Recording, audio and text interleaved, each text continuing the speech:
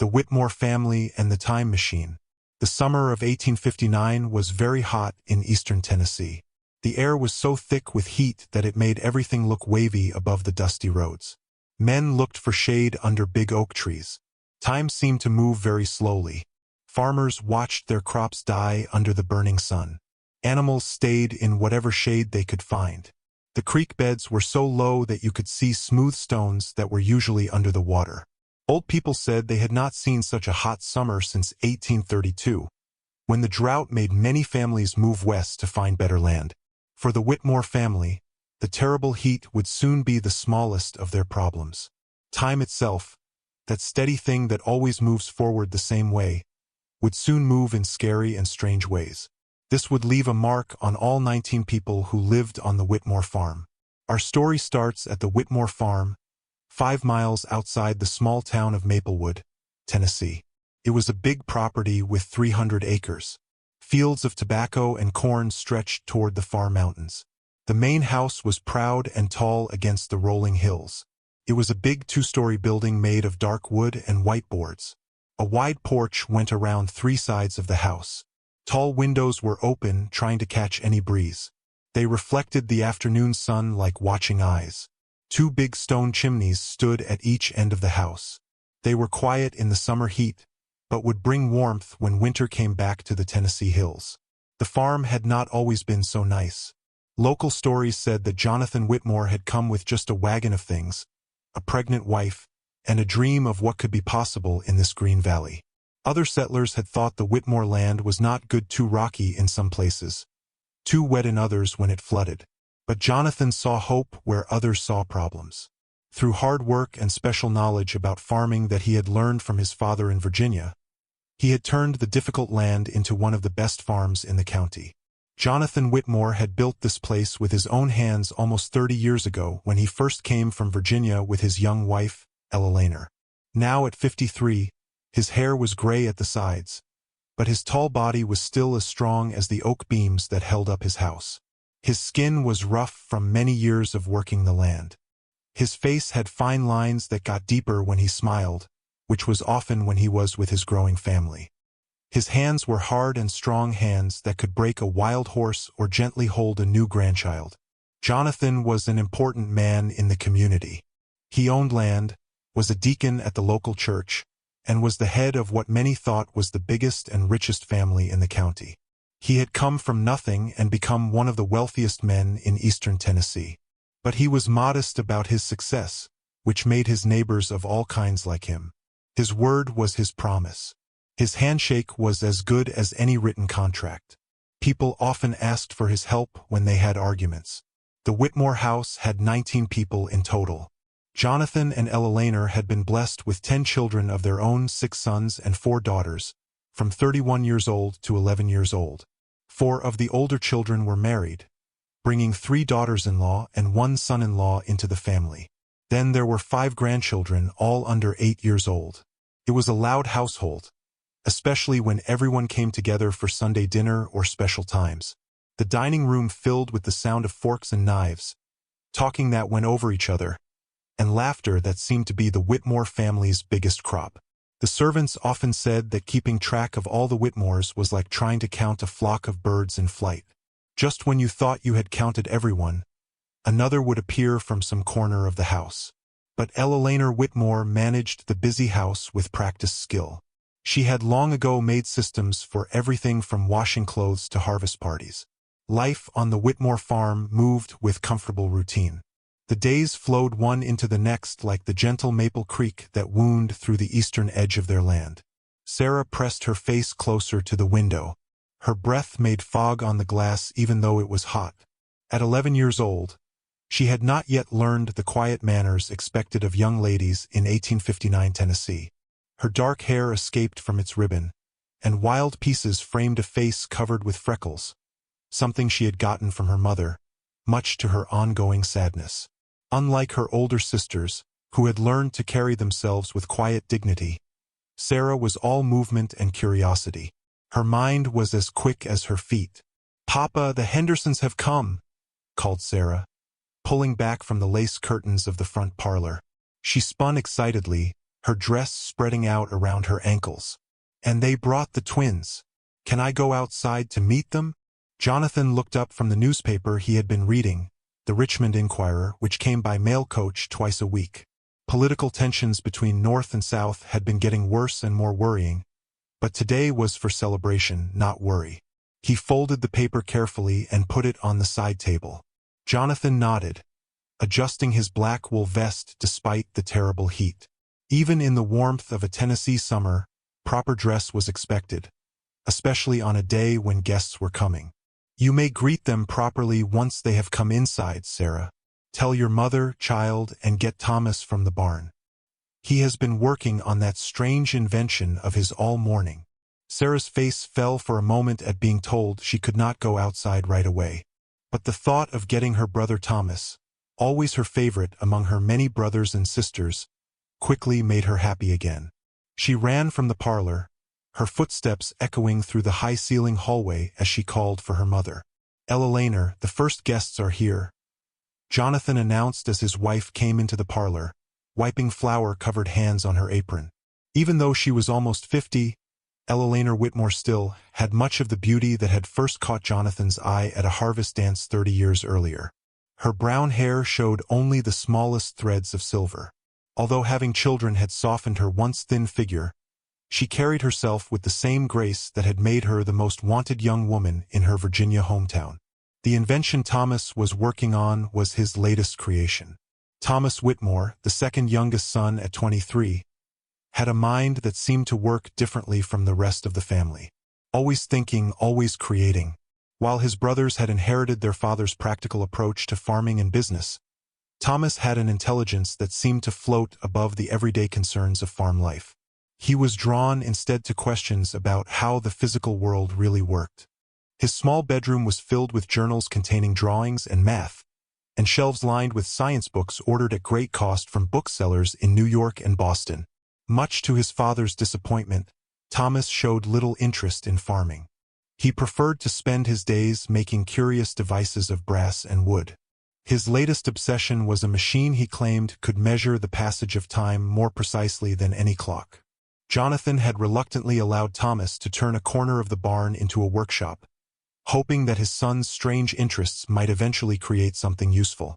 But after several years of watching Thomas make one odd, seemingly useless device after another, Jonathan's patience was growing thin.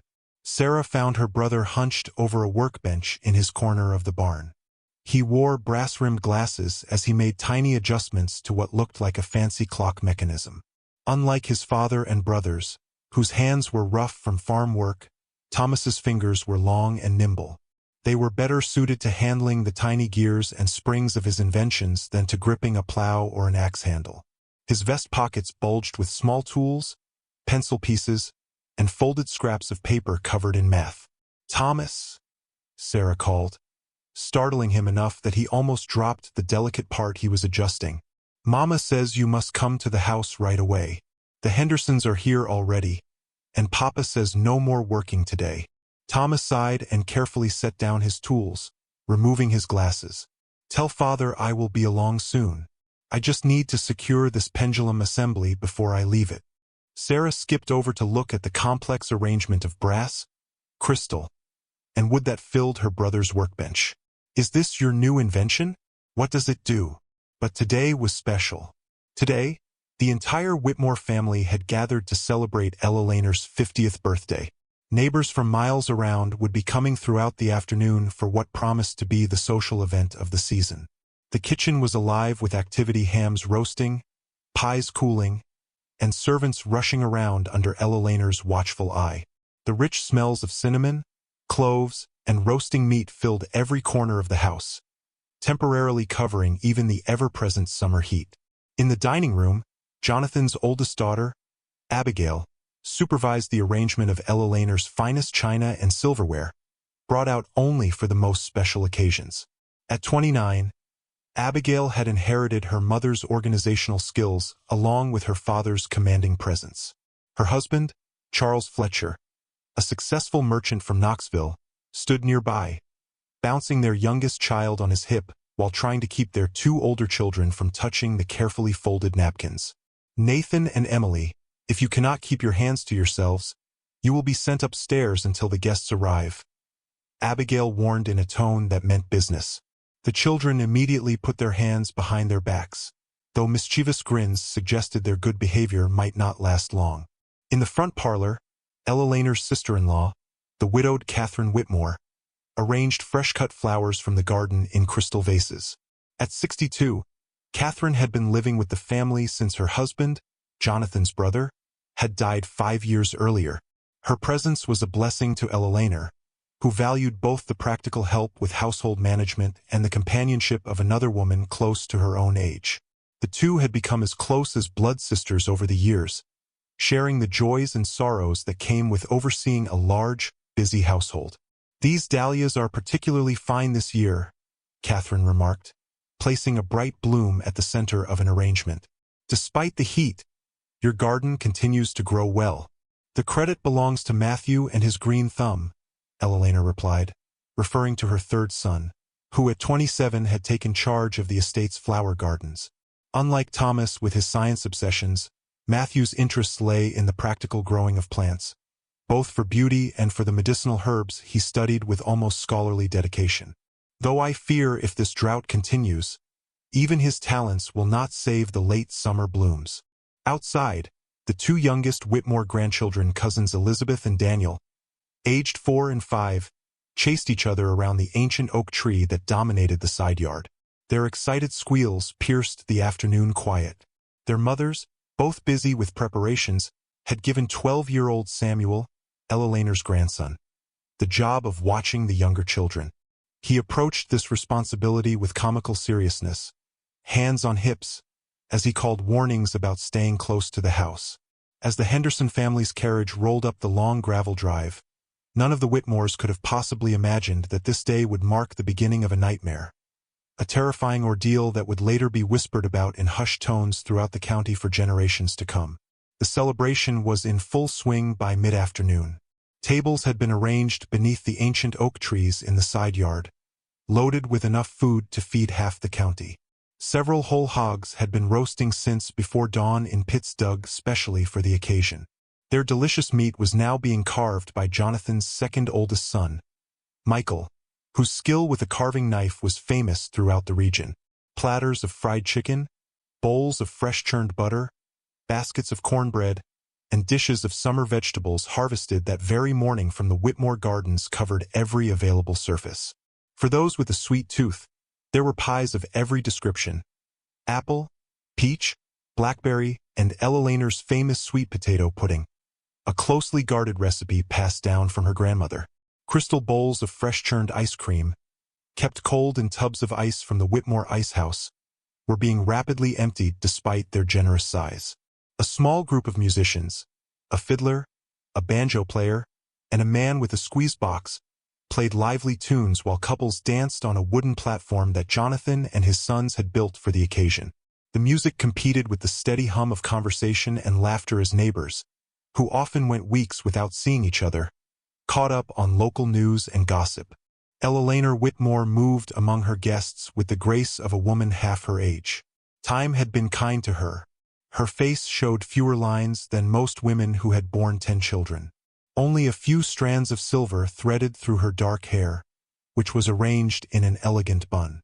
Her birthday dress, a gift from Jonathan, was made of fine blue silk with delicate white lace at the collar and cuffs, an extravagance that had required ordering fabric from as far away as New York City 6 months in advance. Unlike many women of her station who maintained a certain distant dignity, Ella Laner possessed a warmth that made even the humblest tenant farmer's wife feel welcome in her presence. She remembered details about everyone's families, asked after sick relatives, and genuinely cared about the answers. It was this quality, perhaps more than any other, that had earned the Whitmores the respect and affection of the entire community. "A wonderful gathering, Mrs. Whitmore," remarked Reverend Caldwell, the minister of Maplewoods Presbyterian Church, as Ella Laner paused near the lemonade table.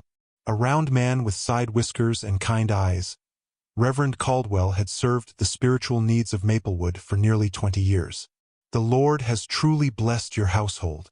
Ella Laner smiled warmly, accepting the compliment with practiced modesty. Indeed, he has, Reverend, though I confess, keeping track of all 19 of us can be quite the task. Sometimes I feel I need eyes in the back of my head just to know what the younger ones are up to.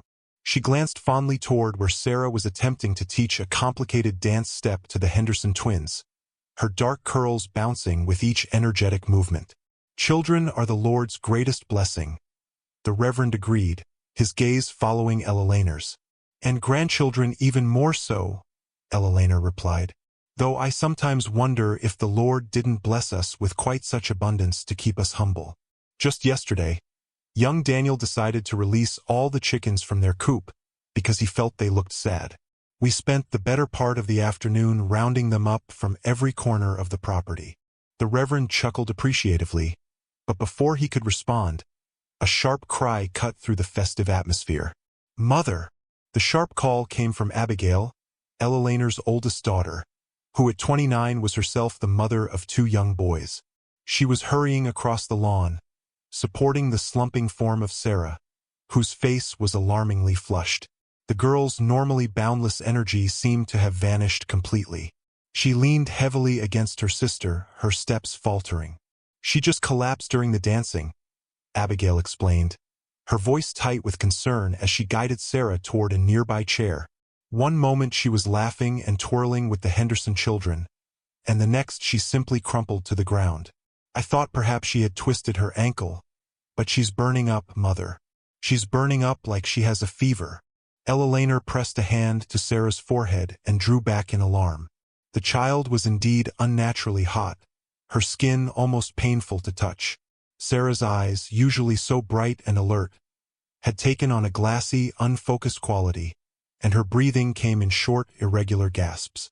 It came on so suddenly, Abigail continued, her own face pale with worry. She was fine just minutes ago. You saw her yourself. Eleanor quickly assessed her youngest child's condition with the practiced eye of a mother who had nursed 10 children through various illnesses over the years. This was no ordinary summer heat exhaustion.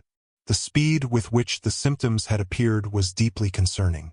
Jonathan, Eleanor called to her husband, who was deep in conversation with the town doctor, Isaiah Fleming, near the edge of the gathering. Jonathan, Sarah's taken ill. Dr. Fleming, a man in his early 50s with a well-trimmed beard going to silver and the weathered complexion of someone who spent much of his time traveling between remote farmsteads, responded immediately to the urgency in Eleanor's voice. He crossed to Sarah's side in long strides, medical bag already in hand. Let's get her inside, out of this heat, he instructed, his professional manner taking over. Can she walk? I think so, Abigail replied, helping Sarah to her feet.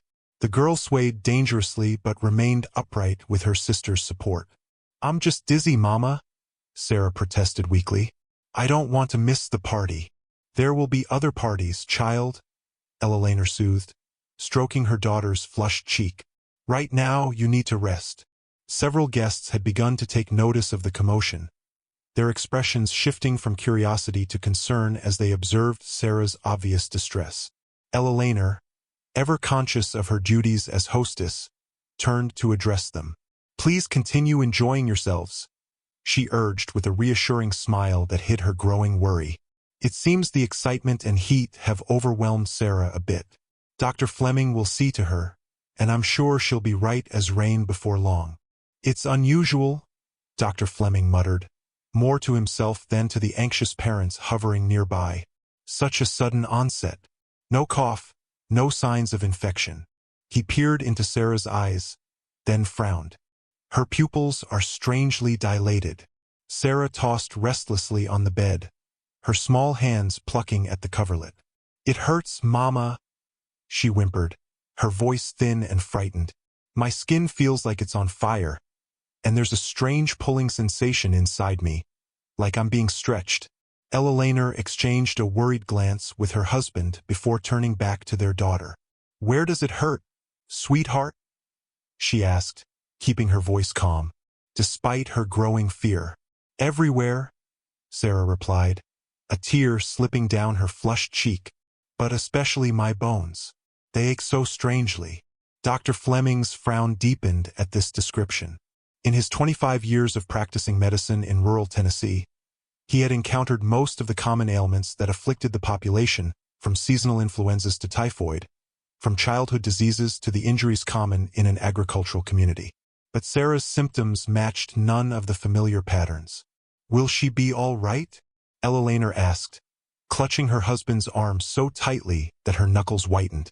Jonathan placed his hand over hers, offering what comfort he could while maintaining his outward composure. The doctor straightened, tucking his stethoscope into his black leather bag. "I believe it's just a summer fever," he said, though his tone lacked conviction. "Keep her cool, plenty of water, and she should improve by morning. I'll leave some powders for the pain." Jonathan followed Dr. Fleming into the hallway, closing the bedroom door softly behind them to allow Ella Lehner some privacy with their suffering child. "You don't sound convinced of your own diagnosis, Isaiah," he said quietly, using the doctor's first name, as was their custom when speaking privately. The two men had known each other since boyhood, having grown up on neighboring farms before Jonathan moved west to establish his own homestead. Dr. Fleming hesitated, running a hand through his graying hair. "I've never seen a fever come on so suddenly, nor with quite this constellation of symptoms," he admitted. "The dilated pupils, the bone pain she describes, it's unusual. But then the human body is full of mysteries, even to those of us who've spent decades studying it." "Should we be concerned about contagion?" Jonathan asked, thinking of the dozens of guests still enjoying the celebration outside, unaware of the illness that had taken root inside the house. "Should we send everyone home?" The doctor considered this for a moment. "I see no evidence that it's contagious. More likely, it's a unique reaction to the heat, perhaps compounded by excitement or something she ate. Keep an eye on the others, of course. But I see no reason to cause alarm by ending the gathering prematurely." Jonathan nodded, relieved. "Thank you, Isaiah. I'll have James drive you back to town after supper, unless you'd prefer to stay." "I should return to my other patients," the doctor replied. "But send for me immediately if her condition worsens, or if anyone else begins showing similar symptoms." "Mother!" exclaimed Rebecca, Ella Lehner's daughter-in-law, who had been helping to pack away the leftover food. She rushed to Ella Lehner's side, supporting her elbow. "Are you unwell?" Ella Lehner tried to wave away the concern, embarrassed by her moment of weakness. "Just a touch of fatigue, dear. It's been a long day." But even as she spoke, Ella Lehner recognized the telltale signs that had preceded Sarah's collapse. The sudden burning sensation beneath her skin, the peculiar ache deep in her bones, the strange clouding of her vision that made the familiar kitchen seem momentarily foreign. With a sinking heart, she realized that whatever had stricken her youngest daughter had now taken hold of her as well. "Perhaps it's something you ate," Jonathan suggested as he helped his wife to a chair, his face lined with worry. Though he tried to keep his tone light, the fear in his eyes betrayed his true concern. "The chicken may have turned in this heat." "The chicken was fresh this morning," Ella Lehner replied weakly, accepting the glass of water Rebecca pressed into her hand. Her fingers trembled slightly as she raised it to her lips. "And we all ate the same food." By midnight, 5 members of the Whitmore household were ill. Sarah, William, one of the grandsons, Ella Lehner, Thomas, and Catherine, Jonathan's widowed sister who lived with them. The symptoms had appeared in each with alarming similarity. First the sudden fever, then the deep bone pain, followed by periods of confusion and distressing sensitivity to light. Thomas, who had been helping dismantle the dance platform when his illness struck, now lay in his bedroom, his scientific journals abandoned beside his bed as he drifted in and out of fitful sleep. Dr. Fleming was summoned again, arriving bleary-eyed and irritable at being roused from his bed. The doctor had been about to retire when Jonathan's urgent message had arrived, carried by one of the Whitmore farm hands who had ridden into town at a dangerous gallop despite the darkness. Fleming had barely taken time to dress properly, arriving at the Whitmore estate with his vest unbuttoned and his medical bag hastily packed. "I've never seen a fever spread so quickly," he admitted after examining each patient. The concern that had been merely a shadow in his expression earlier in the day had deepened into frank worry. He pulled Jonathan aside in the upstairs hallway, speaking in low tones to avoid being overheard by the family members who moved anxiously between sick rooms carrying cool water and fresh linens. Keep them isolated from the others if possible.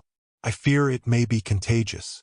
Contagious, Jonathan repeated, the word hanging ominously in the air between them.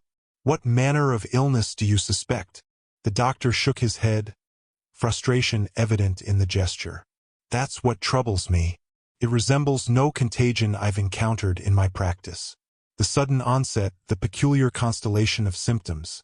It's as though their bodies are somehow accelerating. The pulse is too rapid, respiration elevated beyond what even a high fever would explain, and the pain they describe. He broke off, seeming reluctant to continue. What about the pain? Jonathan pressed, his normally commanding voice reduced to a tense whisper. They all describe it the same way, Fleming replied. A sensation of being stretched from within, almost as though their very cells are being pulled apart. He sighed heavily. I've sent for a colleague in Nashville who specializes in unusual maladies. Until he arrives, we can only treat the symptoms and hope this runs its course quickly. After the doctor departed, having left additional powders for pain and fever, Jonathan Whitmore stood alone on the porch long after the sound of Fleming's carriage had faded into the distance.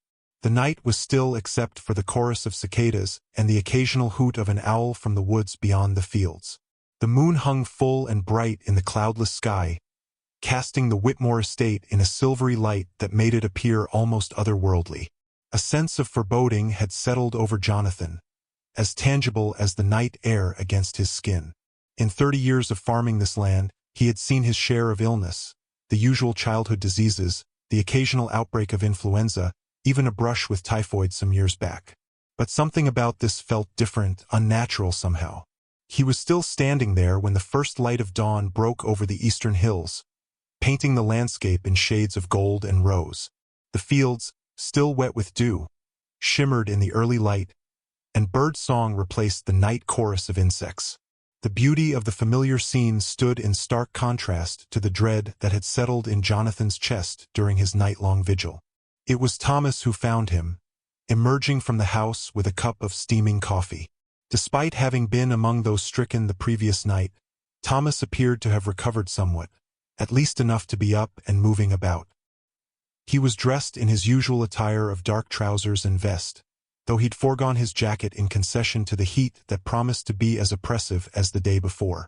"Father," Thomas said, offering the cup, "you should rest. James and I can manage things today." Jonathan turned, grateful for the coffee, but startled visibly at the sight of his son. The cup trembled in his hand, sloshing the hot liquid dangerously close to the rim. "Thomas, what's happened to your face?"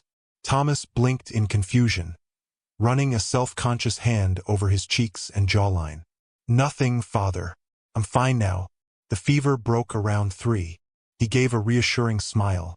"Whatever struck us yesterday seems to have passed, at least for me, though Mother and Sarah are still quite unwell." "Your face?" Jonathan repeated, reaching out to touch his son's cheek with weathered fingers that now trembled slightly. "You look older." It was subtle but undeniable. Lines had appeared at the corners of Thomas's eyes and mouth that hadn't been there the day before. His skin seemed less taut, his expression somehow more weathered.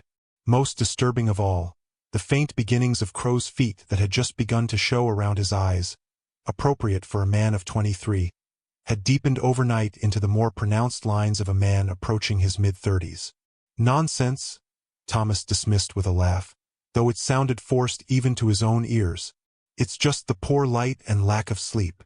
But his hand moved unconsciously to his face, fingers tracing the unfamiliar contours.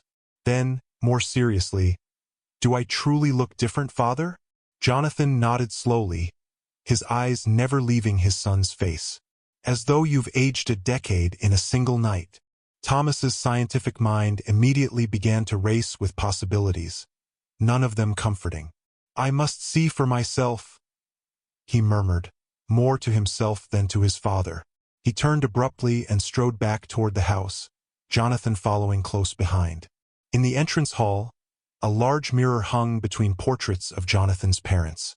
Thomas stopped before it, coffee forgotten in his hand as he stared at his reflection with growing horror. The face that looked back at him was recognizably his own, and yet subtly, terrifyingly altered. The youthful softness of his features had given way to sharper angles. A faint line had formed between his brows, the kind that comes from years of concentration, not a single night of fever. And was that a touch of gray at his temples that hadn't been there before? "This is impossible," Thomas whispered, setting down the coffee cup on a nearby table with a hand that now visibly shook. Inside the house, others were noticing similar changes.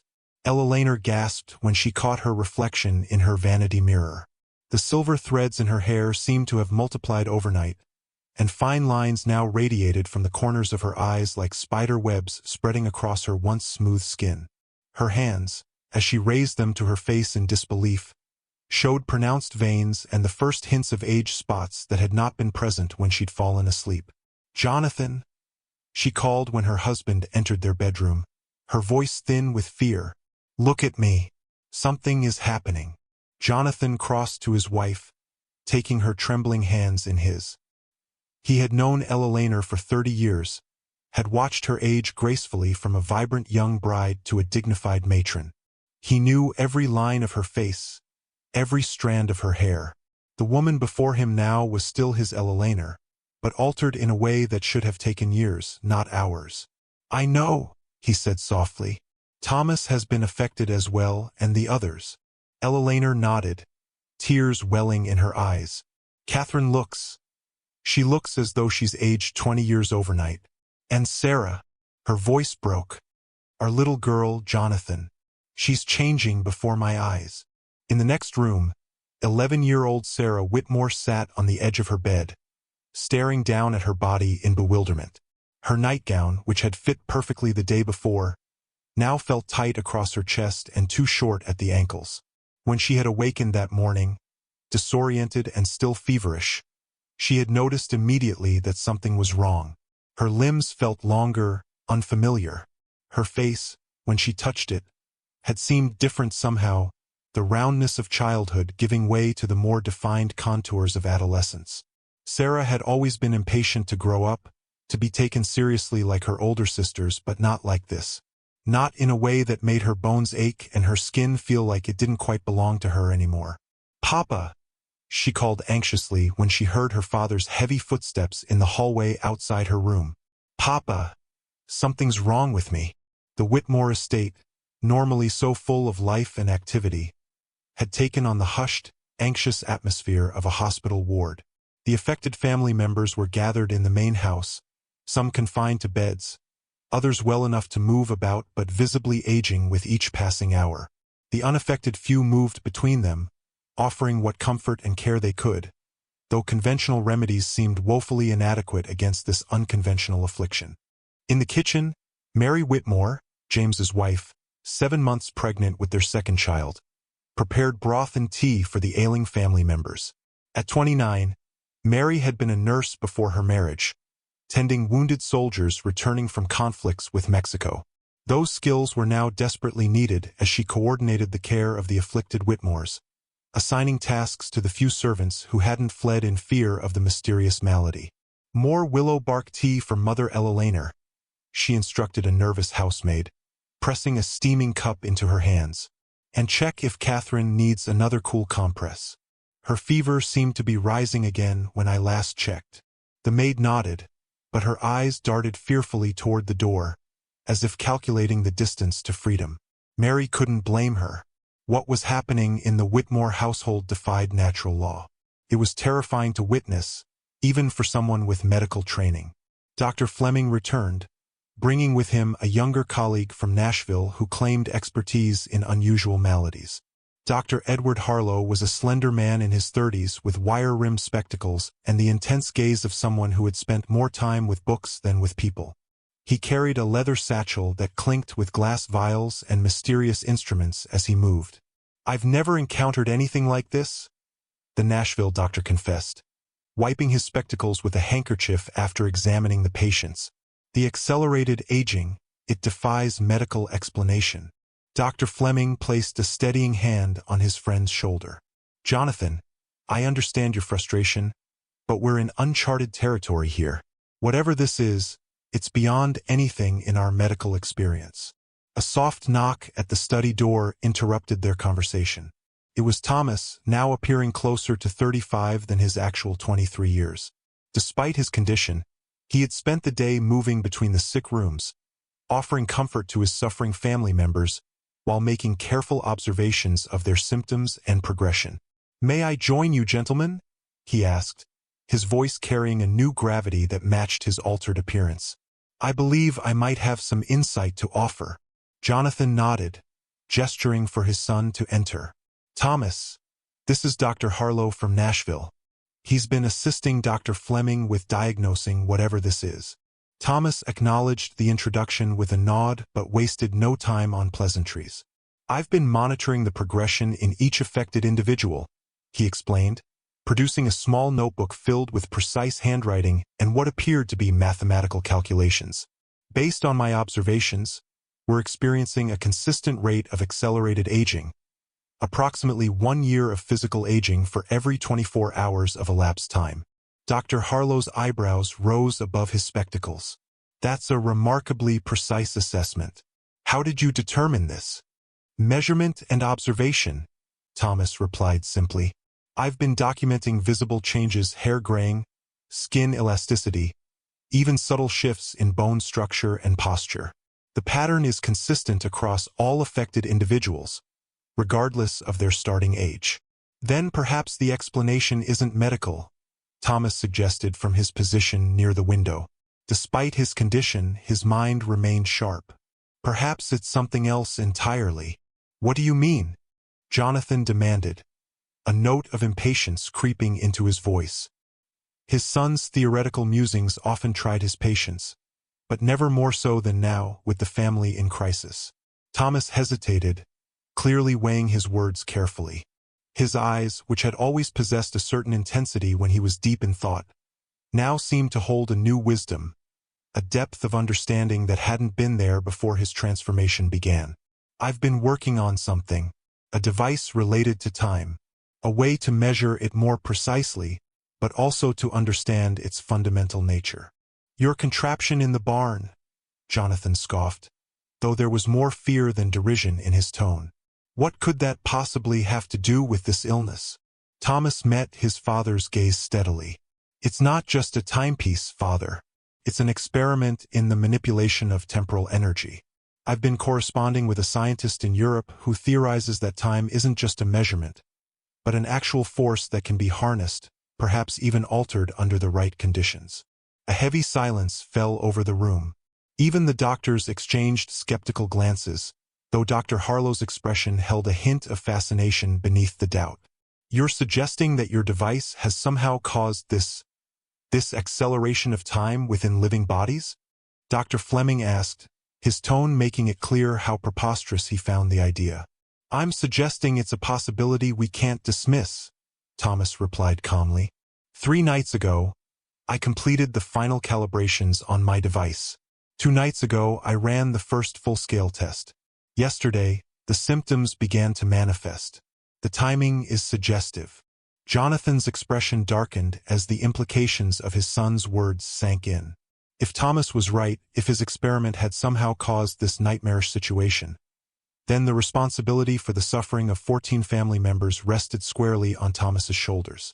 The thought sent a surge of anger through Jonathan, momentarily displacing his fear. "Are you saying that your reckless experimentation has endangered this entire family?" he demanded, his voice rising. "That while I've worked all my life to build something that would protect and provide for the Whitmores, you've been playing with forces you don't understand, putting everyone at risk?" Thomas flinched visibly at the accusation but held his ground. "I didn't know this could happen, Father. I still don't know for certain that my device is responsible. But if it is, then I might also be able to reverse the effects." "Show me," Jonathan finally said, his voice cold with suppressed fury. "Show me this device of yours." The 4 men made their way across the sun-baked yard toward the barn, their long shadows stretching before them in the late afternoon light. Inside, the air was thick with the smell of hay and livestock, though the animals seemed unusually restless, shifting nervously in their stalls as the humans passed. The barn stood 100 yards from the main house, a large structure that housed not only farm equipment and livestock but also Thomas's workshop in a converted stall. The afternoon sun streamed through gaps in the wooden walls, casting strips of golden light across the hay-strewn floor and illuminating dust motes that danced in the beams. Thomas moved differently now. His previously energetic stride had become measured, his shoulders slightly stooped. In just one day, he appeared to have aged a decade, his body conforming to the new apparent age that his face displayed. The workshop was cluttered with tools, books, and half-finished inventions. Shelves lined one wall, holding jars of mysterious substances, coils of wire, and various mechanical components salvaged from discarded machinery. A large workbench occupied the center of the space, its surface scarred from years of use. Detailed sketches and diagrams were pinned to every available vertical surface, many showing aspects of what appeared to be elaborate clockwork mechanisms. But dominating the center of the space was a device unlike anything Jonathan had ever seen. A complex arrangement of brass gears and crystal rods surrounding what appeared to be a large pendulum suspended over a circular base inscribed with strange symbols. The entire apparatus stood about waist-high, with an intricate clockwork mechanism visible beneath a glass dome at its center. The brass components gleamed in the filtered sunlight, giving the device an almost magical appearance, beautiful but somehow disconcerting in its alien complexity. "I completed it 3 days ago," Thomas explained, his voice raspier than before. He approached the device with reverence, running his fingers lightly over the brass housing. "I've been running experiments each night. The crystals focus energy from the earth itself, while the pendulum creates a harmonic resonance that, according to my calculations, should interact with the flow of time." Dr. Harlow approached the device with unconcealed fascination, adjusting his spectacles as he peered at the intricate mechanisms. "Remarkable craftsmanship," he murmured, bending to examine the pendulum more closely. "But surely you don't actually believe this machine can affect the passage of time? That violates every known law of physics." "Every known law," Thomas emphasized. "But our understanding of time is still in its infancy. Newton treated time as absolute, a constant that flows uniformly throughout the universe. But my research suggests that time might be more malleable than we've believed, especially when subjected to certain energetic frequencies." "This is preposterous," Dr. Fleming declared, his medical rationality offended by such talk. "You can't possibly believe this contraption is causing people to age prematurely." "I don't know what to believe anymore," Thomas replied with a weary honesty that seemed to belong to a much older man. "But last night, something unusual happened during my experiment. There was a surge of energy. The crystals glowed brighter than I've ever seen, and the pendulum began to swing on its own.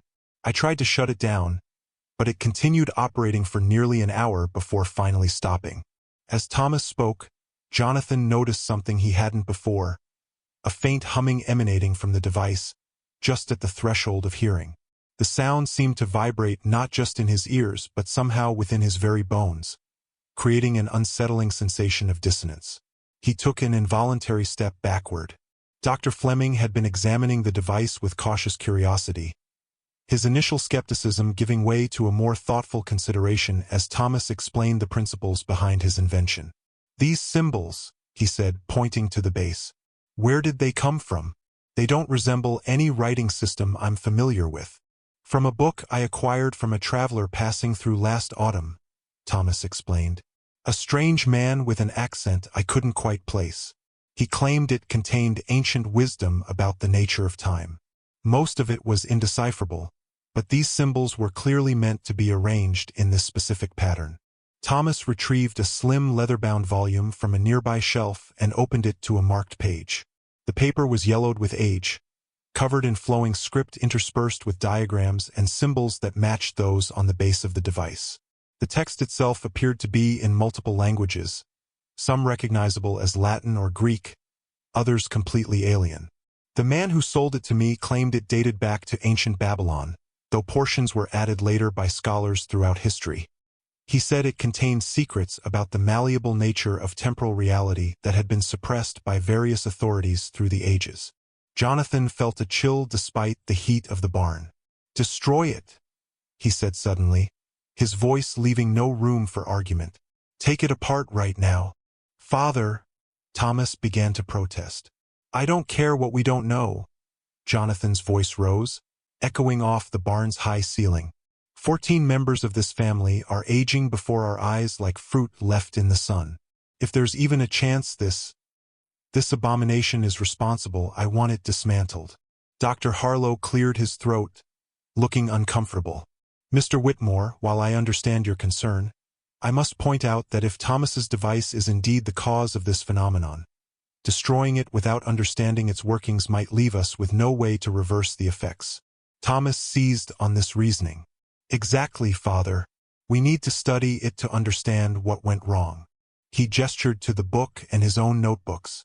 "If I can determine how the device accelerated time for the affected family members, I might be able to reconfigure it to reverse the process." Jonathan looked as though he might protest further, but then his shoulders sagged in defeat. The logic was sound, however much he might wish to simply destroy the source of their troubles and be done with it. "Very well, but I want to understand exactly what we're dealing with." "No more secrets, Thomas. You have until sundown," Jonathan declared. "Not a minute more." As they returned to the house, Jonathan noticed Mary standing on the porch, one hand pressed against her swollen belly. At 7 months pregnant, she had been spared the mysterious affliction thus far, but her face was drawn with worry for her husband and son, who remained healthy, and for her brother-in-law Thomas, who now looked closer to 35 than 23. The summer breeze lifted tendrils of her light brown hair, which she had pulled back in a simple knot at the nape of her neck. "Any change?" Jonathan asked as he approached. Mary shook her head, unconsciously stroking her rounded abdomen in the protective gesture common to expectant mothers. "None for the better." She hesitated, reluctant to cause additional distress. "Jonathan, her hair is almost completely gray now. And Sarah? Little Sarah looks like a young woman, not a child." Jonathan nodded grimly, having already witnessed these disturbing transformations. "The doctors are still with us, and Thomas believes his device in the barn may be connected to what's happening." Mary's eyes widened. "His invention? But how could a mechanical device affect human aging?" "I don't pretend to understand it," Jonathan admitted. "Thomas speaks of temporal energy and other concepts beyond my comprehension. But if he's right, there may be hope of reversing the effects." Mary's hand tightened on the porch railing. "And if he's wrong?" Jonathan had no answer for that question. He simply covered her hand with his own, offering what comfort he could through his presence. Inside, the house had taken on the hushed atmosphere of a sick room. Curtains were drawn against the harsh afternoon sun, and the usual sounds of a busy household had been replaced by whispered conversations and occasional moans of discomfort. The servants moved quietly through the halls, carrying water, clean linens, and the medicinal teas that Dr. Fleming had prescribed, though everyone now understood that conventional remedies were unlikely to affect whatever strange malady had befallen the Whitmore family. Jonathan made his way to the bedroom he shared with Ella Laner. She lay propped against pillows, her eyes closed, her breathing steady, but the woman before him was shockingly altered from the one who had celebrated her 50th birthday just 2 days prior. Her once dark hair was now predominantly silver, the lines on her face deeper and more pronounced. Even her hands, resting atop the quilt, showed the prominent veins and slight tremor of advancing age. For a moment, Jonathan simply stood in the doorway, his heart constricting painfully at the sight of his beloved wife, transformed so cruelly by whatever force had been unleashed. Then he crossed to her side, taking one of those hands in his. "Ella Laner," he said softly, his voice thick with emotion. Her eyes fluttered open. They, at least, remained unchanged, the same warm brown that had captured his heart 3 decades ago. But now they were surrounded by a web of fine lines, and the whites had taken on a slightly yellowish tinge that spoke of advancing years. "Jonathan," she whispered, her voice frail but still carrying the gentle strength that had sustained their family through good times and bad. "You've been to see Thomas's device?" He nodded, stroking her hand. "Yes. He believes it may be responsible for what's happening to you all." "I thought as much," Ella said, surprising him. At his questioning look, she continued, "A mother knows her children, Jonathan. Thomas has always been different, seeing things the rest of us couldn't see, understanding things beyond our grasp." A faint smile touched her lips. "Remember when he was just 7 and he built that water wheel for the creek? How he explained to us about energy transfer and mechanical advantage, using words no child should have known." Jonathan remembered. Even then, Thomas had shown signs of the brilliant, if unconventional, mind that would set him apart from his more practical siblings. "He thinks he can reverse it," Jonathan told her. "Good," Ella murmured. "I have faith in him." "But Jonathan," her grip tightened on his hand. "I'm afraid." The admission stunned him. In 30 years of marriage, through childbirth and illness, financial hardship and natural disasters, he had never heard Ella confess to fear. She had always been the family's emotional anchor, steady and resolute in the face of whatever challenges life presented. He squeezed her hand. "Thomas believes his device may be responsible. He's working on it now." A faint smile touched her lips. "Always so brilliant, our Thomas. Too brilliant for his own good, perhaps." She paused, gathering strength. "Have you checked on Sarah?" Jonathan hesitated.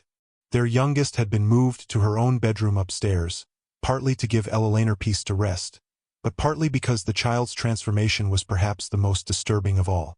"I'm going there next," he assured her.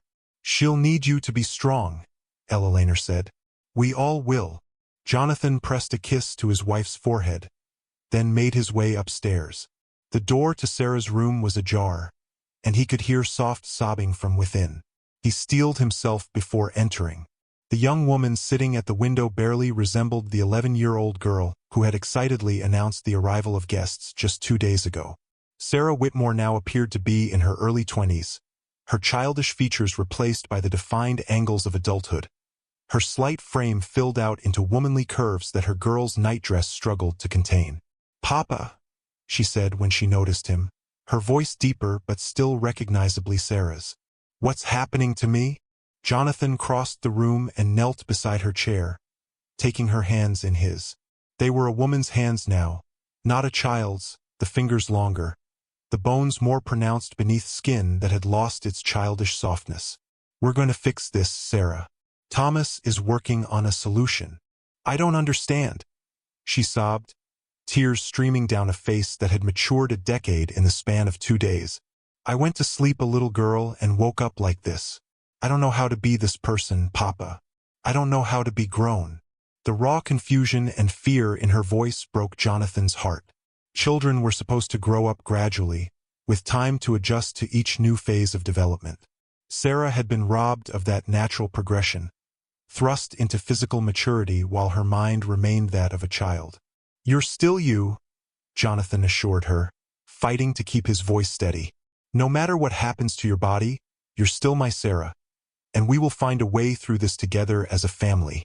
She nodded, trying to be brave even as fresh tears welled in her eyes. "Thomas will fix it, won't he? He's so smart. He can fix anything."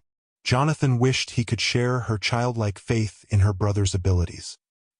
"He's certainly trying his best," he said, which was as much commitment as he dared make. As the sun began to set, casting long shadows across the Whitmore property, Thomas remained in his workshop, frantically documenting every aspect of his device. His hands, now showing the first signs of age spots, moved with practiced precision as he sketched diagrams and filled notebook pages with calculations. "It has to be reversible," he muttered to himself, running a hand through hair that now showed distinct gray at the temples. "Every action has an equal and opposite reaction. If time can be accelerated, it must be possible to decelerate as well." The scientific principles that had guided Thomas throughout his life offered him a slender thread of hope in this desperate situation. In every natural system he had studied, balance was the fundamental law. For every force, a counterforce. For every action, a reaction. If his device had somehow pushed 14 people forward through time, there must be a way to pull them back. The door to the barn creaked open, and Thomas looked up to see his brother James entering. Unlike Thomas, who had always been slight of build with a scholar's posture, James Whitmore was the image of their father, tall, broad-shouldered, with the powerful hands and weathered complexion of a man who spent his days working the land. At 31, he was the eldest Whitmore son and had always taken his responsibilities as such seriously, acting as his father's right hand in managing the estate. "Father sent me to check on your progress," James said, his expression grim. Unlike Thomas, he showed no signs of the aging affliction. His 31 years sat naturally on his features, not the 40-plus that Thomas now appeared to be. "I'm nearly finished," Thomas replied, gesturing to the pages of notes and diagrams spread across his workbench. The lantern light cast his features in sharp relief, emphasizing the new lines that had formed around his eyes and mouth. "But James, I think I might be able to reverse this. If I can reconfigure the device to create an inverse harmonic." "No." James's voice was firm as he strode forward, his boots heavy on the barn's wooden floor. He placed a hand on his brother's shoulder, his grip tight enough to convey the seriousness of his words. "No more experiments, Thomas." Father was clear.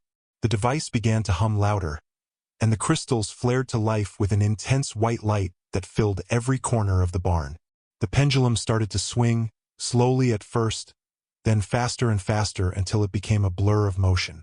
The strange symbols on the base began to glow with an eerie blue light that seemed to pulse in rhythm with everyone's heartbeat.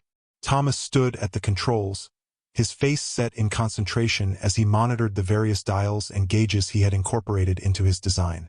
The mathematical calculations that had consumed him for days now translated into careful adjustments of levers and knobs. "It's working," he called out over the increasing noise of the machine. "I can feel the temporal field building." The air itself seemed to shimmer around them, like heat waves rising from hot pavement, but cold instead of warm. Several family members gasped as they felt a strange tingling sensation wash over them, starting at their extremities and moving inward toward their hearts. Sarah, sitting between her parents, felt the most dramatic change. The mature woman's body that had developed overnight began to shift and change.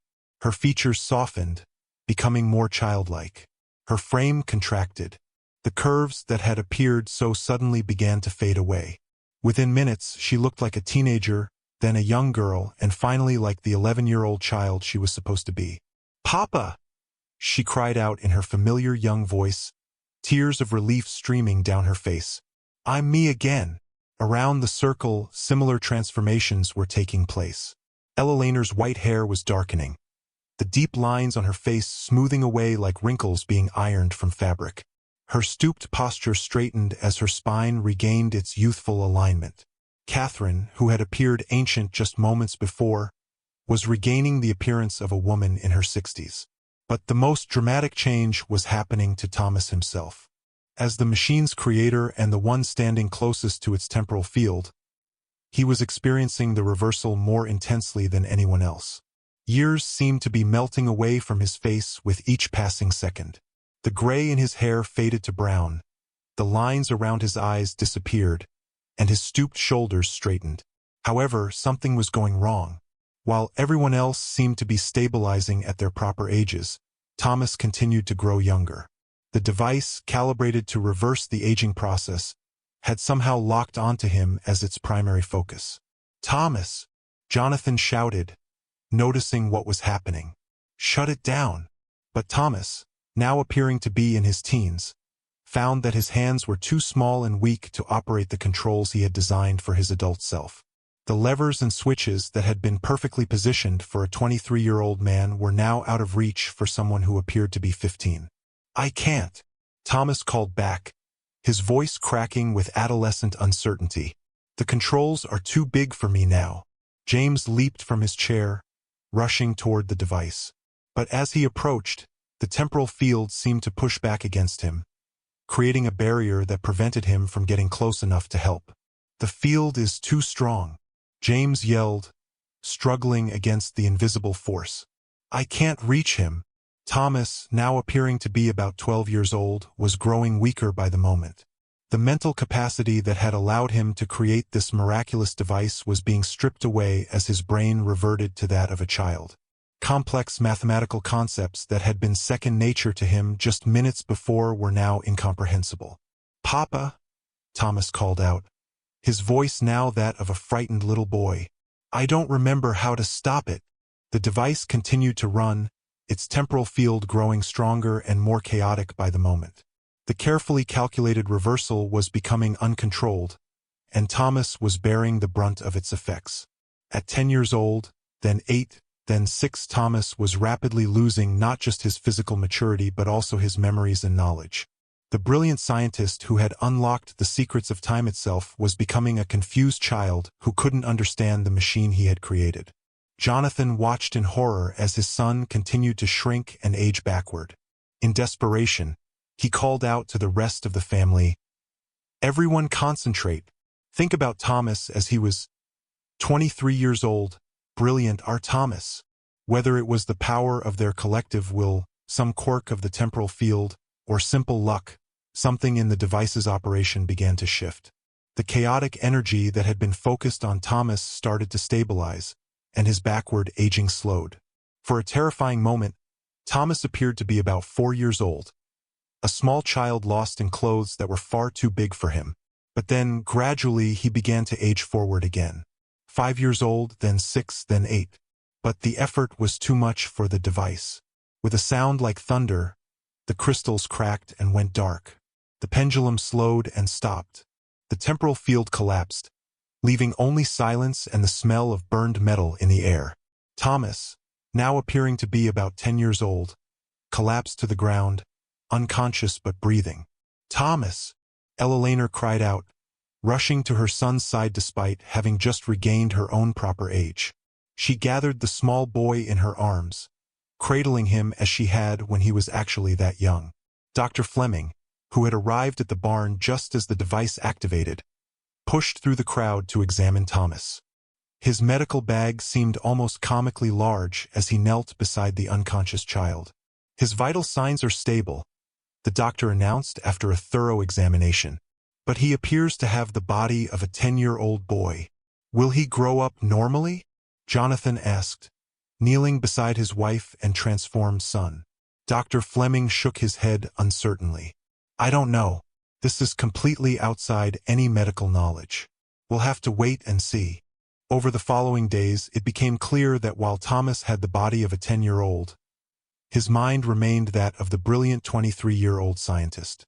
It was a strange and difficult adjustment for everyone. Thomas found himself trapped in a child's body, unable to perform many of the tasks that had been second nature to him as an adult, yet possessing all the knowledge and memories of his former self. But there was hope. Dr. Fleming's careful observations suggested that Thomas was aging normally now, one day at a time, like any other child. The trauma of the temporal reversal seemed to have reset his biological clock to that of a 10-year-old, but from that point forward, he would age at the normal rate. "I'll be 23 again in 13 years, Thomas said with characteristic optimism during one of their family discussions about his condition. His voice was high and childish, but his words carried the wisdom of an adult. "And I'll have all that time to think about what I learned from this experience." The broken device was carefully dismantled and its components scattered. Jonathan personally threw the strange book that had provided the symbols into the fireplace, watching as the ancient pages turned to ash. Whatever secrets it had contained would trouble his family no more. Sarah, restored to her proper age of 11, seemed to have suffered no lasting effects from her transformation. She was, if anything, more appreciative of being a child, having experienced firsthand what it meant to be thrust into adulthood before her time. Eleanor, too, appeared to have returned completely to normal. Her 50th birthday, so dramatically interrupted, seemed like a distant memory, though the silver strands in her hair served as a reminder of what they had all endured. The other affected family members, Catherine, William, and the rest, had all been restored to their proper ages with no apparent lasting damage. It was as though the 3 days of accelerated aging had been nothing more than a terrible nightmare. But the cost had been high. The Whitmore family had learned that some knowledge came with a price too steep to pay. Thomas, despite his brilliance, would spend the next 13 years of his life in the body of a child, a living reminder of the dangers of tampering with forces beyond human understanding. As the weeks passed and life on the Whitmore estate returned to something approaching normal, Thomas threw himself into new studies. But now his research focused on healing arts rather than temporal manipulation. He studied medicine, biology, and the natural sciences, determined to use his knowledge to help rather than harm.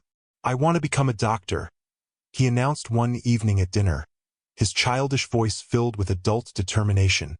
"I want to heal people, not age them."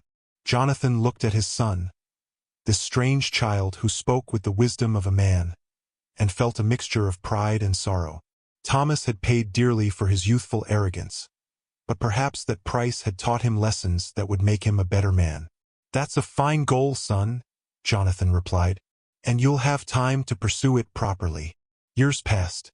Thomas grew up again, slowly and naturally this time. He did indeed become a doctor, one of the finest in Tennessee. His understanding of the human body, enhanced by his unique experience with temporal manipulation, made him extraordinarily skilled at diagnosing and treating illnesses that baffled other physicians. He never married, dedicating his life instead to his medical practice and to caring for his family. The experience of losing and regaining his adulthood had taught him to value every moment, every relationship, every day as the precious gift it was. Sarah grew up to become a teacher, her own experience with premature aging having given her a deep appreciation for the natural progression of childhood development. She was known throughout the county for her patience with children and her understanding of their needs. The other family members went on to live full, normal lives. The 3 days in 1859 when time itself seemed to bend around the Whitmore estate became a family story, passed down through generations but never spoken of outside the family circle. Dr. Fleming kept detailed medical records of the event, but when he tried to publish his findings, the medical community dismissed them as fantasy. He eventually stopped trying to convince his colleagues and simply filed the records away, hoping that someday science would advance enough to understand what he had witnessed. The barn where the temporal device had stood was converted into a normal storage building. The corner where Thomas's workshop had been was left empty, as though the family couldn't quite bring themselves to use that space for anything else. And every year, on the anniversary of Ella Laner's 50th birthday party, the day when their nightmare had begun, the Whitmore family would gather beneath the ancient oak tree in the side yard. They would share a simple meal and remember the 3 days when they had learned that time was the most precious commodity of all. Thomas, during his second childhood and later as he grew into manhood again, would often speak about the importance of living each day fully. "Time isn't something to be manipulated or controlled," he would say. "It's something to be treasured, one moment at a time." The strange book that had provided the symbols for Thomas's device was gone, burned to ashes. But the lessons it had inadvertently taught the Whitmore family lived on.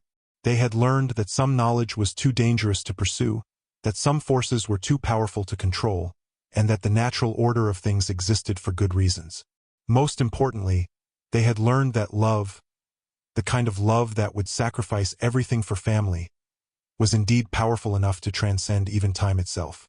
For in the end, it was not Thomas's scientific brilliance alone that had saved them, but the combined will and love of an entire family refusing to let one of their own be lost. As the years passed and Thomas grew up for the second time, he often reflected on the hubris that had led him to build his temporal device. The pursuit of knowledge was noble, but it had to be tempered with wisdom and humility. He had learned this lesson at a cost that few could imagine, the loss of his own adulthood and 13 years of his life. But perhaps that was the price that needed to be paid. Perhaps the universe demanded that those who would tamper with its fundamental forces must be willing to sacrifice everything, including themselves, for the chance to set things right. In his later years, when Thomas had finally regained his proper age and beyond, he would sometimes visit the spot where his workshop had been. The barn was quiet now, filled with hay and farm equipment, no trace remaining of the device that had once nearly destroyed his family. Standing there, he would remember the brilliant young man he had been, arrogant, curious, convinced that he could unlock the universe's deepest secrets. That young man was gone, replaced by someone wiser, humbler, and infinitely more careful about the power of knowledge. The scars of those 3 days in 1859 never entirely faded, but they served as a constant reminder to the Whitmore family about what truly mattered in life. Not the conquest of natural forces or the pursuit of fame through scientific achievement, but the simple, precious gift of time spent with those you love. And in the rolling hills of eastern Tennessee, where the summer heat still shimmers above dusty roads and time still moves at its ancient, steady pace, the descendants of the Whitmore family continue to gather each year beneath that same oak tree. They light candles in memory of those 3 terrible days when time itself went wrong, and they give thanks for every ordinary, unremarkable, beautifully normal day that followed. For they know, as few families ever learn, that time is not a force to be conquered but a gift to be cherished, and that the greatest scientific discovery of all is learning to appreciate the miracle of each passing moment, shared with the people who matter most. The story of the Whitmore family and their encounter with the malleable nature of time became legend in Maplewood, Tennessee. But it was a legend that served as a warning rather than an inspiration. Some doors, once opened, can never be fully closed again. Some knowledge, once gained, comes with a price that echoes through generations. And sometimes, the greatest act of love is knowing when to stop searching for answers and simply embrace the mystery of existence as it is, imperfect, temporary, and more precious than all the secrets of the universe combined. Is to be destroyed tonight. But if I'm right, this could be our only chance to, Thomas began. Look at what your meddling has already done. James's composure cracked, his voice rising in anger as he gestured broadly toward the main house. Mother looks 70 instead of 50. Little Sarah is a woman grown overnight. William barely recognizes himself. His hand dropped from Thomas's shoulder, forming a fist at his side. And for what? So you could play at being a great scientist? So you could impress some European correspondent with your brilliance? Thomas flinched as if struck, his brother's words cutting deeper than any physical blow could have. The accusation stung all the more because it contained a kernel of truth. He had been so consumed by the intellectual challenge of his work, so eager to prove the validity of his theories, that he hadn't fully considered the potential consequences of manipulating forces he didn't fully understand. That wasn't my intention, he said quietly, the defense sounding hollow even to his own ears. I never thought. That's always been your problem, brother. You never think about the consequences of your actions. James stepped closer to the device, eyeing it with naked hostility. This ends tonight. Thomas moved to stand between his brother and the device, a protective gesture born of both scientific curiosity and desperate hope. Just give me until morning, he pleaded, spreading his hands in supplication. One night to attempt a reversal. If it doesn't work, I'll destroy it myself. I swear. James hesitated, the bond of brotherhood warring with his fear and anger. In the lantern light, Thomas could see the conflict play across his brother's face. The same face that had watched over him during childhood illnesses, that had taught him to fish in Maple Creek, that had defended him against schoolyard bullies who mocked his intellectual pursuits. You have until dawn, James finally conceded, though his expression remained stern. But I'm staying to watch. No more solitary experiments. Thomas nodded, relief washing over him. Thank you. I'll need your help anyway. The calibrations will be delicate, and my hands. He held them up, showing how they now trembled slightly, another sign of the premature aging that had overtaken him. The brothers worked through the night, the silence between them gradually giving way to a cautious collaboration as Thomas explained the principles behind his device and James offered practical solutions to mechanical challenges. It was a dynamic familiar from their childhood, Thomas providing the theoretical framework, James the pragmatic execution. Together they had once built a working water wheel for the creek that ran through the eastern portion of the Whitmore property, Thomas designing the mechanism while James constructed it with his superior carpentry skills. Now, with far more at stake than a boyhood project, they fell into that old pattern. Thomas would explain what needed to be done, recalibrating the crystal alignments, reversing the polarity of certain components, adjusting the pendulum swing to create a countering frequency. and James would implement these changes with steady hands and methodical precision. As they worked, the condition of the afflicted Whitmores continued to worsen. Ella Laner now appeared to be in her 70s. Her once nimble fingers gnarled with arthritis. Catherine, who had been 62, now looked well into her 80s, her mind increasingly confused and her breathing labored. Most concerning were the children. Sarah had stabilized somewhat, her appearance now that of a woman in her early 20s.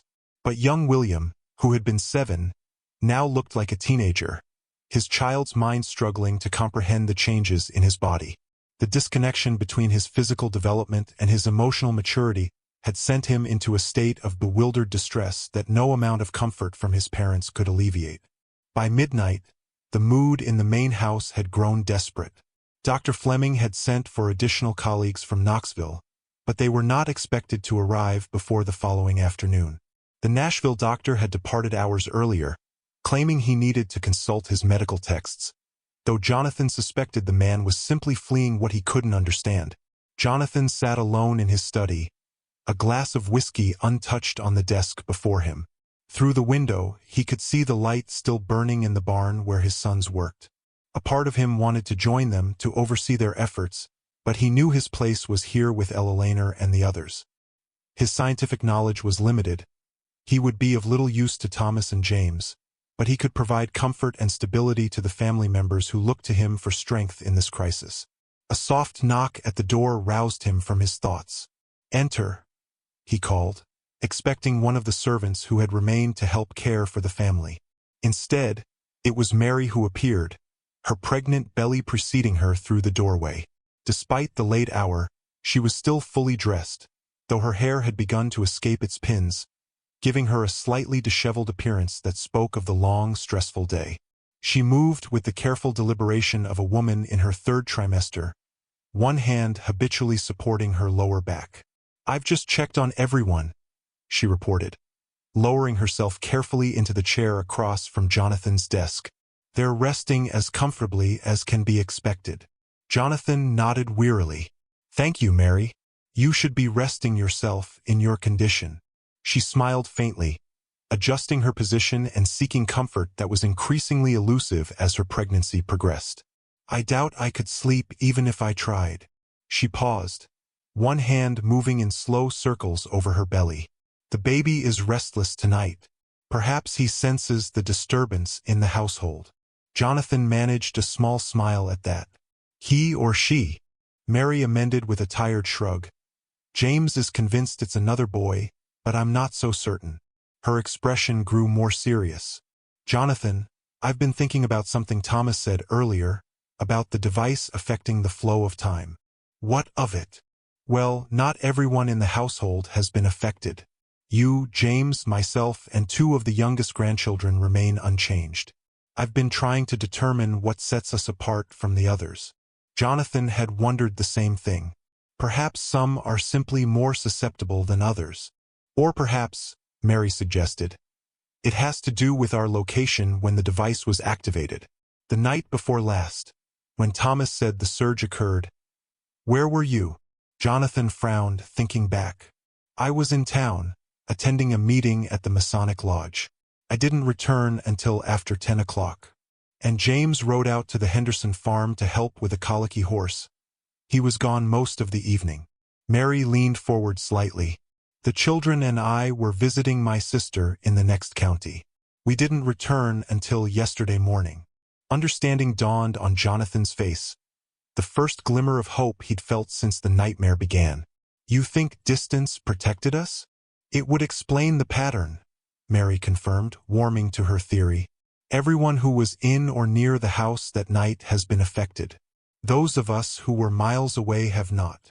Jonathan stood abruptly, pushing back his chair with a scrape against the wooden floor. "I need to tell Thomas. This could be important for his attempts to reverse the process."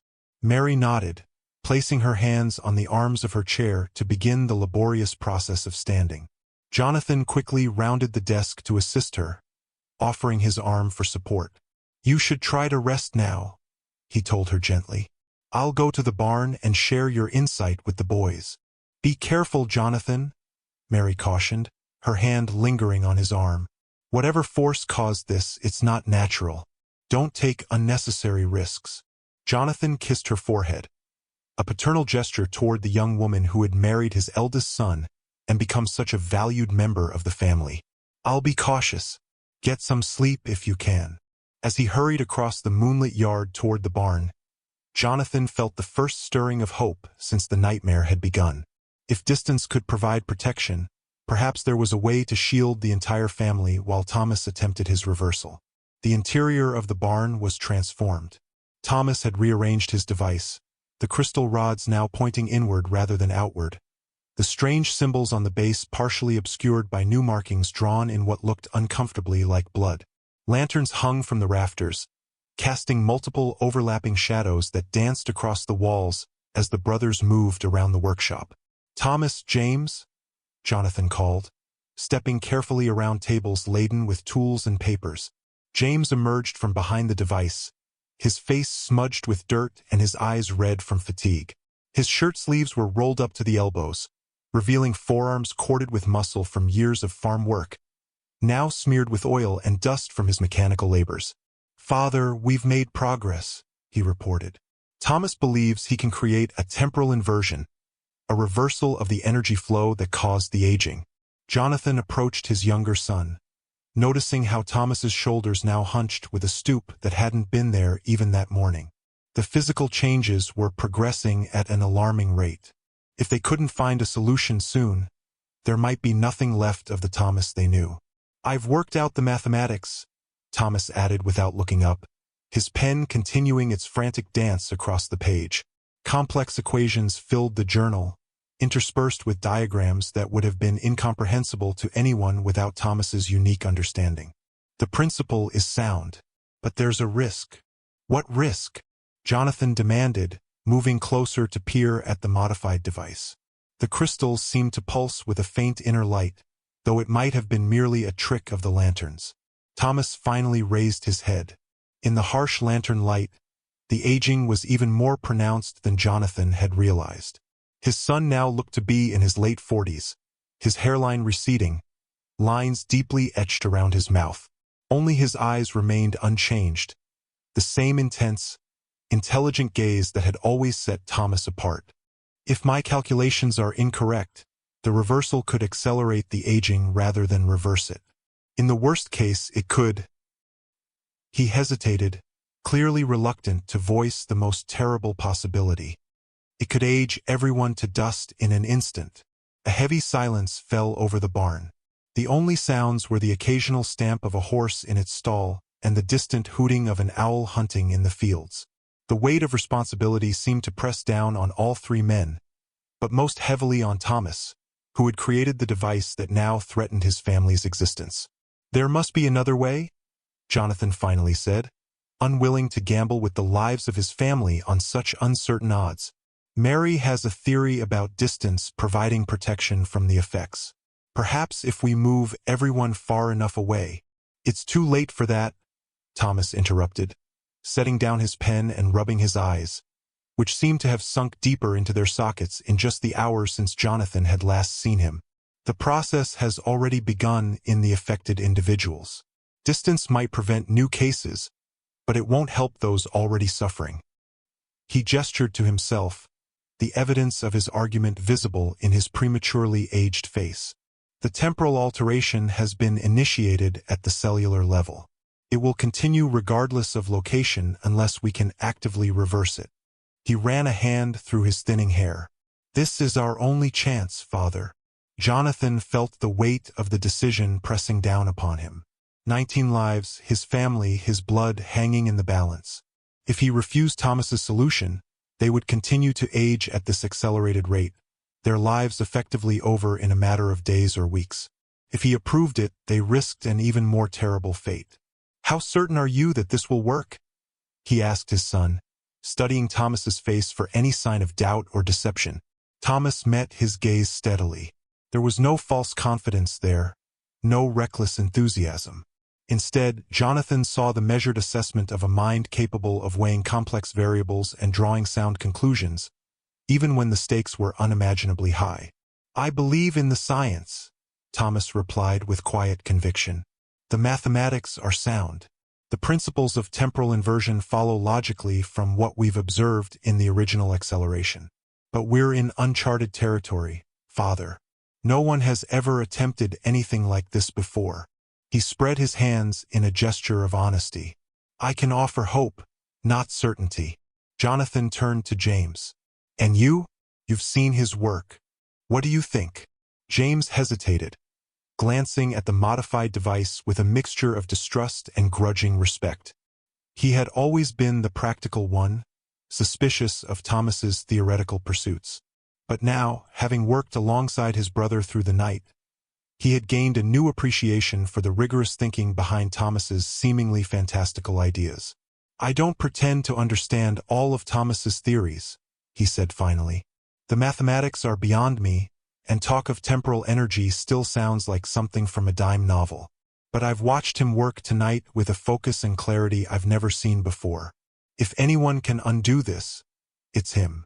The decision crystallized in Jonathan's mind. The alternative, watching his family wither away, was unthinkable. When will you be ready? Dawn, Thomas replied, turning back to the device. The rising sun provides an additional energy source that could amplify the effect. According to my calculations, the natural electromagnetic fluctuations that occur at daybreak will enhance the inversion process. Then I'll bring everyone here at first light, Jonathan declared, a new determination infusing his voice. Every member of this family will face this together. As the first pale light of dawn began to illuminate the eastern sky, the Whitmores gathered in the barn. It was a solemn procession, the afflicted supported by those still healthy, moving slowly across the dew-dampened grass. The sky was streaked with bands of pink and gold, promising another scorching summer day. But for the Whitmores, the weather was the least of their concerns. They moved with the quiet dignity of people facing an uncertain fate together, bound by blood and by the shared ordeal of the past 3 days. Ella Laner, now resembling a woman in her 80s, leaned heavily on Jonathan's arm. Her once dark hair was completely white, her face a map of deep lines, but her eyes remained bright and determined. She wore her best day dress as though attending church rather than an experimental procedure with unknown consequences. Are you certain about this? Jonathan asked her quietly as they approached the barn. What choice do we have? She replied, her voice thin but resolute. I would rather risk everything on Thomas's brilliance than watch our family wither away day by day. Inside, Thomas had prepared the barn as best he could. Chairs had been arranged in a circle around the device, which now hummed with a low, almost musical tone. The crystal rods glowed faintly, casting prismatic patterns across the wooden walls. Everyone should sit facing the center, Thomas instructed, his voice that of a much older man. In just 3 days, he appeared to have aged 30 years, his movements stiff, his breathing labored. The effect should encompass everyone within this circle. One by one, the family members took their places. Sarah, now looking like a young woman of 21 instead of the 11-year-old child she had been just days ago, helped guide her elderly Aunt Catherine to a chair. William, physically a teenager but with the frightened eyes of the 7-year-old boy trapped within, clung to his mother's hand. Thomas moved to the device's controls, his aged hands trembling as he made the final adjustments. I want you all to know, he said, his voice carrying across the hushed barn, that whatever happens, I love each and every one of you. You are my family, my heart, my everything. Jonathan stepped forward. Thomas, if this goes wrong. It won't, Thomas interrupted with a confidence he didn't entirely feel. I've run the calculations a dozen times. The mathematics are sound. He paused, looking around the circle at the faces of his family, some aged beyond their years, others still bearing their natural appearance, all united in their trust in his abilities and their love for each other. If I may say something, Thomas continued, his scientific mind giving way momentarily to his heart. I know that my experiments have caused this crisis. I know that my pursuit of knowledge, my arrogance in thinking I could manipulate forces beyond my understanding, has put you all in danger. For that, I am more sorry than words can express. He turned to his father. Papa, you've always worried that my head was too much in the clouds, that I didn't think about practical consequences. You were right, but perhaps this time, my impractical knowledge can serve a practical purpose. Thomas, Ella called softly. We don't blame you, son. You were trying to expand human understanding. There's no shame in that. Thank you, Mama, Thomas replied, tears threatening to spill from his eyes. I love you all. He placed his hands on the device's controls. I need everyone to remain absolutely still. The temporal field must remain stable throughout the process. The device,